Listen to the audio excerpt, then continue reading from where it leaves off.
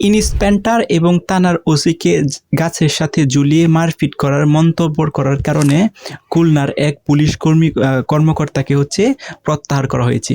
এবং কেন প্রত্যাহার করা হয়েছে? এখন ঘটনাটা হচ্ছে যে খুলনায় কিন্তু যে সন্ত্রাসীর যে একটা occurrence সেটা কিন্তু খুব বেশি। তো স্থানীয় লোকজনদের সাথে নিয়ে ওই খুলনার এক পুলিশ কমিশনার উনি একটা মিটিং বা একটা সভার আয়োজন করে।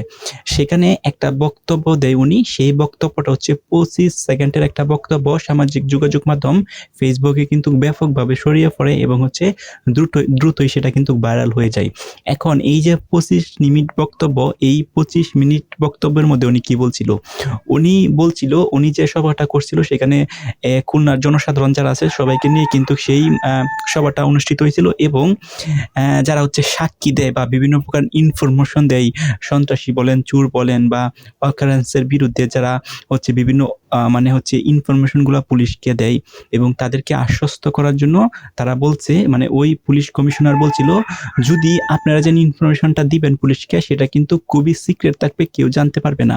আর যদি আপনারা থানার ওসি অথবা ইন্সপেক্টরের কাছে আপনারা যে সময় ইনফরমেশনটা দিবেন, ইনফরমেশনটা পাওয়ার পর যদি কোনো প্রকার এই ইনফরমেশনটা লিক হয় তাহলে কিন্তু ওসি অথবা ইন্সপেক্টরকে গাছে বেঁধে রাখবে এবং আপনারা সেটার শাস্তি করবেন এবং মারপিট করবেন। সো এইরকম একটা মন্তব্য করার কারণেই কিন্তু পরেই ওনাকে বদলি করা হয়েছে।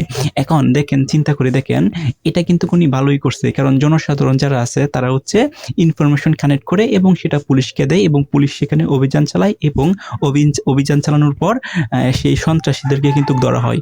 কিন্তু সাধারণ মানুষরা কিন্তু ভয় পায় তখনই যখন অভিযোগ দেওয়ার পর পুলিশের কাছ থেকে সেই ইনফরমেশনগুলা সন্ত্রাসী বা যারা occurrence ঘটায় তাদের কাছে যদি চলে যায়, তাহলে কিন্তু জনসাধারণ যারা আছে তারা কিন্তু ইনফরমেশন দিতে কিন্তু ভয় পায় এবং স্বাচ্ছন্দ্য বোধ করে না। সো সেটা কিন্তু ওই পুলিশ কর্মকর্তা কিন্তু তাদেরকে আশ্বস্ত করার জন্য এবং তাদেরকে ইনফরমেশন দেওয়ার মনোবল বাড়ানোর জন্য কিন্তু এই ধরনের একটা বক্তব্য দিছে।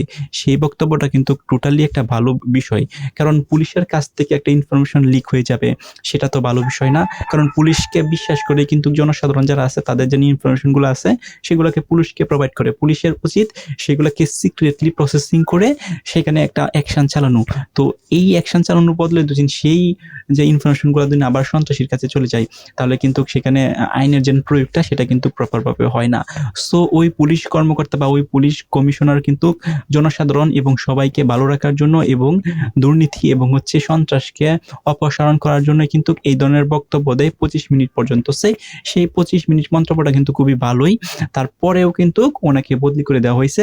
কারণ দেখানো হয়েছে কেন এই ইন্সপেক্টর এবং থানার ওসিকে অমূল্যায়ন করলো বা এভাবে কথা বললো যে গাছের সাথে ঝুলিয়ে আপনারা জনসাধারণরা মারবেন যদি এরকম কোনো লিক করে তথ্য। সো আপনার মতামত কি? কমেন্ট করে জানান।